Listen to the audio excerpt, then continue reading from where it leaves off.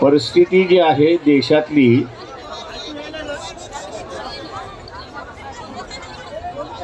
ही हळूहळू पूर्णपणे बिघडत चालली आहे हे आपण लक्षात घ्या.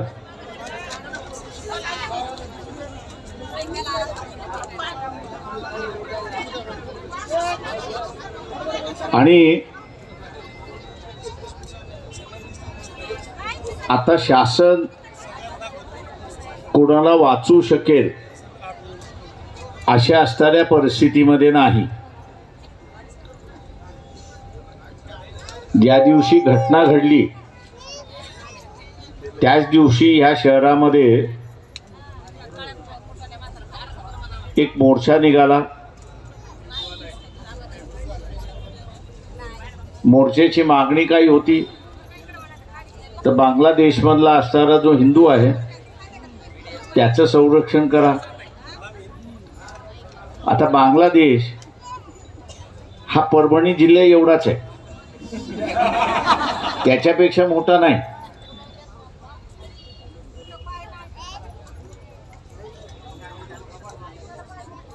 वीज भारत त्याला पुरवतो. बांगलादेशला कापूस कोण पुरवतं तर आपण त्यांना असणारं पुरवतो. सगळ्या आर्थिक नाड्या या भारताच्या हातात आहे. सरकार कोणाचं आहे ते हिंदूंचं सरकार आहे. काँग्रेसचं सरकार सेक्युलर सरकार स्वतःला म्हणतात, हे आपलं असणारं हिंदूंचं सरकार आहे. मी उदाहरण म्हणून असणारं देतोय. तुमच्या हातामध्ये सगळ्या नाड्या असल्यानंतरही तुम्ही त्यांना वटणीवर आणू शकत नाही. तुम्ही तिथे असताना वटणीवर आणू शकत नाही. याचा अर्थ हे सरकार किती कमजोर झाले हे आपण असताना लक्षात घ्या. हे सरकार कमजोर आहे. अजिबात अधिकार वापरण्याचा किंवा ज्या नाड्या आहेत त्या नाड्या आपण असणाऱ्या खेचल्या त्या आवळल्या जातात. आवळल्यानंतर त्याला त्रास होतो. त्रास झाला की तो असणारा अरे बाबा नाड्या का आवळल्या म्हणून तो विचारतो. आणि तिथे तुम्हाला सांगता येतं की बा तुम्ही असणारा अत्याचार करताय तो थांबवा. आता ज्यांच्याकडे नाड्या अडवण्याची सुद्धा ताकद राहिलेली नाही, धर्माच्या नावावरती असणारं सरकार घेतलं.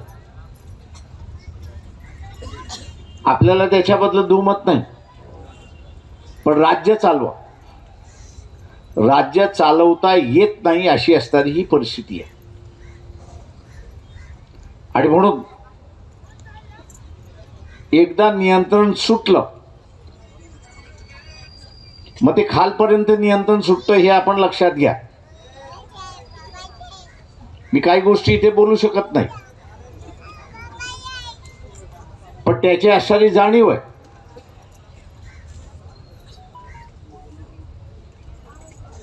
त्याच्यामुळे आता वेळ अशी आलेली आहे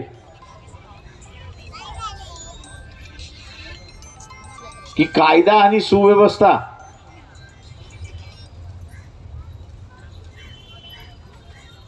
याचं राखण करणं आणि त्याची अंमलबजावणी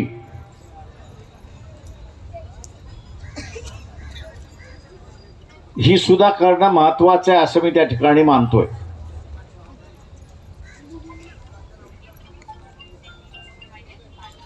मी असताना मानतोय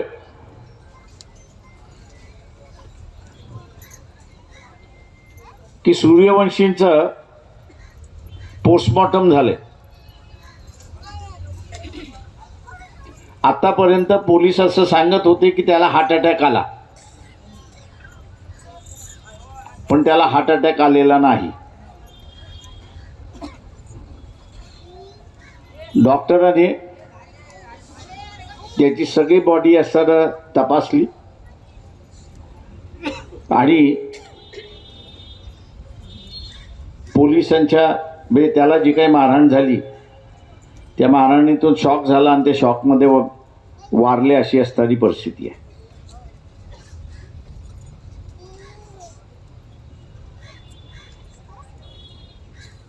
जो कोणी असेल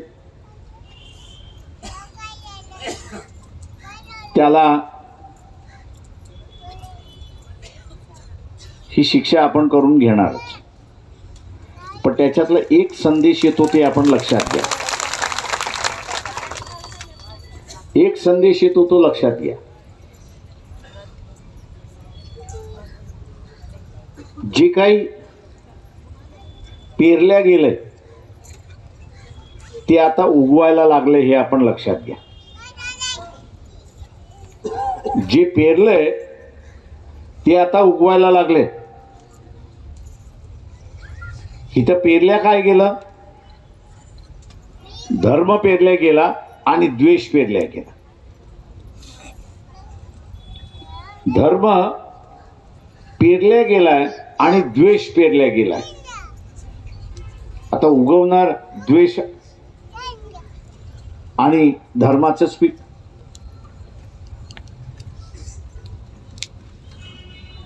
या दोन गोष्टी ज्या आहेत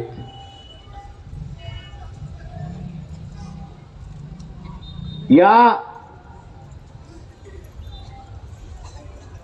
कोणाने कोणाच्या तरी डोक्यामध्ये बसणार आहे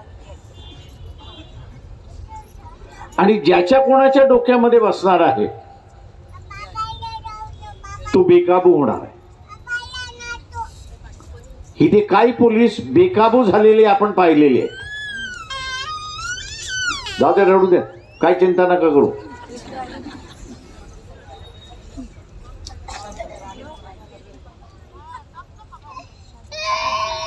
तर आता हा जो बेकाबू झालेला पोलीस जो आहे त्याच्या डोक्यामध्ये काय पेरल्या गेले? धर्म पेरल्या गेलाय आणि द्वेष पेरल्या गेलेला आहे.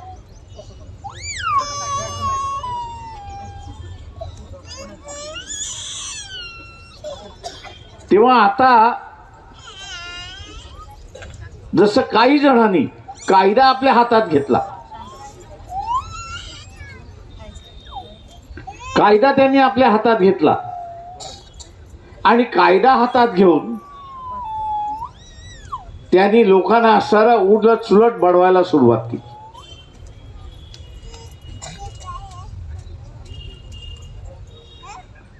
आता ही परिस्थिती जी आहे ही या देशामध्ये वाढत जाणार हे आपण लक्षात घ्या.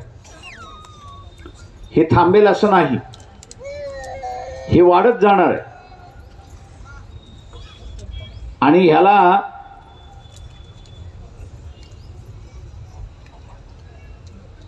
थांबवायचं असेल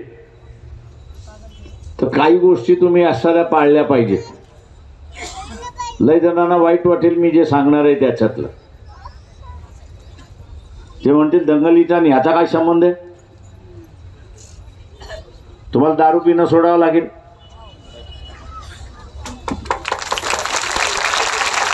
तुम्हाला असणारा आयडेक्स खाणं सोडावं लागेल,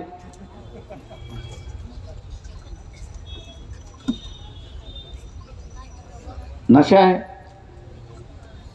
आयडेक्स लोक बिट्याने ब्रेडवरती लावून खातात.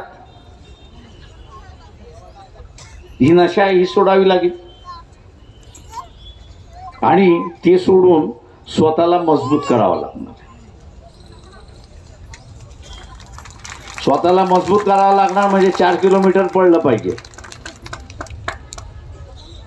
4 किलोमीटर कशासाठी पळलं पाहिजे?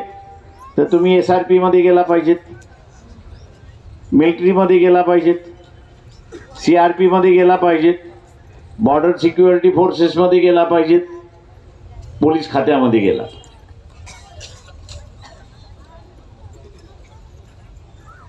तिथे जाणं म्हणजे आपण असणारा हा जो बेकाबू झालेला जो आहे त्याच्याशी संवाद करतात. आता काही बेकाबू झालेले मला फोन करतात, साहेब सॉरी. अरे म्हटलं सॉरी म्हणून काय उपयोग आहे, तुझं डोकं फिरलं होतं ना, काय करू. आता हे जे काय करू जे आहे असा जो एलिमेंट आता असणारा शिरकाव झालेला आहे, याच्यावरती नियंत्रण करायचं असेल तर या देशामध्ये कोणाचा धर्म काही असो, कोणाची जात काही असो, कोणाचा समाज काय असो, प्रत्येकाला राहण्याचा अधिकार आहे आणि ह्या देशावरती त्याचा अधिकार आहे हे आपल्याला असणारं त्या ठिकाणी पसरावं लागणार आहे. आपण दंगल बघतो, पोलिसांनी केलेला लाठीमार करतो. मान्य आहे मला की ज्यांनी लाठीमार केला त्याला असणारा गुन्हा झाली पाहिजे, शिक्षा झाली पाहिजे, त्या पोलिसाला शिक्षा होईल, मान्य आहे. पण त्याच्यासारखे अनेक पोलीस आहेत या व्यवस्थेमध्ये, म्हणजे नुसतं पोलीस खात्यात नाही, सरकारी खात्यामध्ये आहेत, इतर खात्यामध्ये आहेत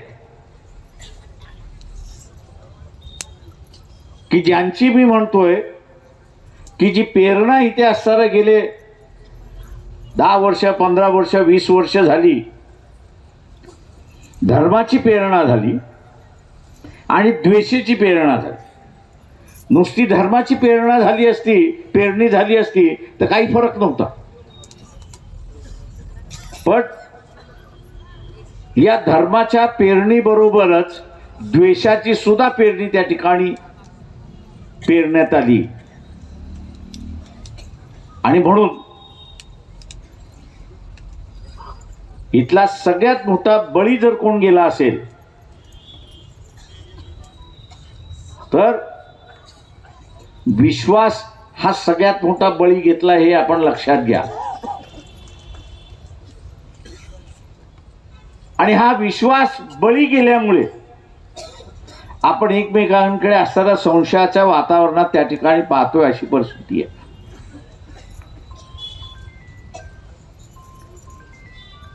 याला मी जसं म्हणालो की याला बदलायचं असेल, काबूमध्ये आणायचं असेल, बदलत्या परिस्थितीमध्ये त्याला असणारं न्यायचं असेल तर त्या व्यवस्थेचा आपल्याला भाग होणं गरजेचं आहे. त्या व्यवस्थेचा भाग होणं गरजेचं आहे आणि त्या व्यवस्थेमध्ये आपण जर गेलो तर आपण त्याच्यावरती नियंत्रण करू शकतो, अशी असणारी परिस्थिती आहे. त्याच्याशी डायलॉग करू शकतो, अशी असणारी परिस्थिती आहे. त्याच्या चुकीच्या प्रेरणेमुळे त्याचं जे डोकं खराब झालेलं आहे त्याला आपण असणारा त्या ठिकाणी दुरुस्त करू शकतो. आणि याच्यापेक्षा बाबासाहेब जे म्हणाले होते की इथला असणारा व्यवस्थेवरती नियंत्रण करायचं असेल, व्यवस्थेवरती नियंत्रण करायचं असेल तर स्वतःची झोपडी असली पाहिजे, हे बाबासाहेब म्हणत होते. म्हणजेच स्वतःचा विचार असला पाहिजे, अशी असणारी परिस्थिती आहे. ही झोपडी जोपर्यंत आपण निर्माण करत नाही तोपर्यंत वेगळेपण आपल्याला दाखवता येत नाही. वेगळ्या विचाराचा असणारा प्रवाह आहे तो आपल्याला असणारा त्या ठिकाणी दाखवता येत नाही. मला अनेक जण आज असणारं परभणीतल्या फुलेशाहू आंबेडकर वाद्याने जो लढा दिला त्याच्याबद्दल दाद नाही असं म्हणतायत. इतर कोणी असते तर दबून गेले असते, अशी परिस्थिती आहे. इतर कोणी असतं तर दबून गेले असते, अशी परिस्थिती आहे. हा जो दाद आपल्याला मिळतोय त्याचं कारण की तू अपेक्षा बाळगतोय, की आपण या देशामध्ये एक नवा फुले शाहू आंबेडकरी विचार घेऊन चाललेला आहे. त्याची झोपडी तुम्ही उभी करा, आम्ही त्या झोपडीमध्ये यायला तयार आहोत. हा संदेश आहे, हा आपण लक्षात घ्या. हा संदेश आहे. आज भयभीत वातावरण आहे. मी अजून भेटलो नाही, पण ज्या कुठल्या पीडिताला भेटलो त्याला एकच विचारलं, तू पोलीस स्टेशनमध्ये कंप्लेंट करायला तयार आहे का? कालपर्यंत मला निरोप होता की नाही, आज तो स्वतःहून म्हणायला लागलाय नाही, मी पोलीस स्टेशनमध्ये येऊन कंप्लेंट द्यायला तयार आहे आणि कुठल्या पोलिसाने मला मारलंय त्याचं नाव आहे मी सांगायला तयार. आज त्याची हिंमत आहे. त्याची हिमतीची मी अशाला दाद देतो. मी इथल्या बारच्या वकिलांशी बसलो. त्या वकिलांनी सांगितलं की आम्ही असणारा यांनी जर कंप्लेंट केली तर आम्ही त्याची कंप्लेंट कोर्टासमोर मांडल्याशिवाय आम्ही राहणार नाही. हाही तिथला असणारा एक विश्वास आहे असं त्या ठिकाणी मानतो. माझं आव्हान आहे आपल्या सगळ्यांना या ठिकाणी की सूर्यवंशीची असणारी बॉडी जी आहे ती तासात दीड तासात या ठिकाणी येईल. आजच कदाचित त्यांच्या कुटुंबाचा निर्णय घेतील की आजच त्याचा असणारा अंत्यविधी करायचा आहे. त्या अंत्यविधीपर्यंत मी आहेच या ठिकाणी. आपण सगळ्यांनी शांतता ही राखायची आहे. आपल्यातला असणारा एक भीक सैनिक गेला याचं दुःख आहे. एक लढणारा योद्धा आपल्यातून निघून गेला हेही आपलं असणारं एक मोठं नुकसान आहे असं मी त्या ठिकाणी मानतोय. पण आपण असणाऱ्या आपल्या भावनेवरती काबू आपण ठेवला पाहिजे. या दंगलीमधली बरीच माहिती माझ्याकडे आहे पण मी इथे काही सांगत नाहीये. मी एवढंच फक्त आपल्याला या ठिकाणी सांगणार आहे की सरकार ज्यावेळेस अस्थिर होतं, दिसायला अस्थिर नव्हतं, पण मी जसं मगाशी उदाहरण दिलं की बांगलादेश परभणी जिल्हा एवढाच आहे, त्याची लोकसंख्या सुद्धा तेवढीच आहे, सगळ्या नाड्या आपल्या हातात आहे, त्यांना असणारं पाणी आपण देतोय, त्यांना असणारं वीज आपण असणारं देतोय, त्यांची असणारी इंडस्ट्री जी आहे टेक्स्टाईलची, तिथला असणाऱ्या कापसाची इंडस्ट्री आपल्या ह्याच्यावरती चालते, दळणवळण त्यांचं असणारं चालतंय, सगळी नाड्या हातात असताना हे सरकार ज्यावेळेस आवळू शकत नाही आणि तिथल्या शेजारच्या लोकांवरती असणारा तिथे न्याय देऊ शकत नाही आणि त्यांच्यावरती हल्ले थांबवू शकत नाही, तेव्हा हे सरकार कितकं कमकुवत आहे हे आपण सरळ लक्षात घ्या. सरकार ज्यावेळेस कमकुवत होतं असतं त्यावेळेस ज्यांना या कमकुवतपणाचा फायदा घ्यायचा आहे, ज्यांना ह्या कमकुवतपणाचा फायदा घ्यायचा आहे ते मग या कमकुवतपणाचा फायदा घेतात अशी असणारी परिस्थिती आहे.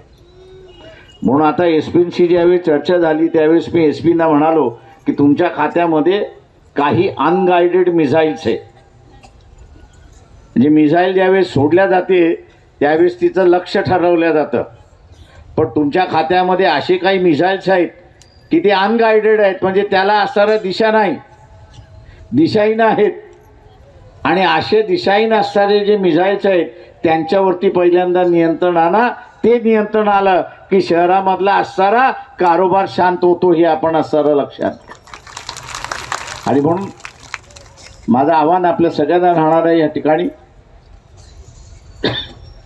की आपण असणारा ज्यांनी जाचती केली त्याच्यावरती कारवाई करू. याच्यातलं जे साक्षीदार आहेत त्या सगळ्या साक्षीदारांना माझी असणारी नम्र विनंती आहे की आता 2 महिने झाले, 3 महिने झाले, आता कशाला मी लावू. आणि बऱ्याच केसेस मी अशा बघितलेल्या आहेत की आपल्या इथं न्याय व्यवस्थेमध्ये एखादी केस निकाल लागायला 3-4 वर्ष त्या ठिकाणी लागतात.